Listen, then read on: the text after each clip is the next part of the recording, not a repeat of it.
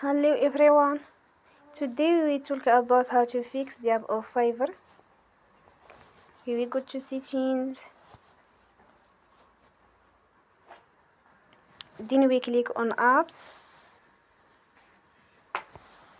After that we search the app Fiverr and we click the wheel on for stop. After that we go to storage. Then we click on clear cache. In the end, you will turn your phone and you will recharge your phone again. Don't forget to support us by like and subscribe. See you next time and thank you for watching.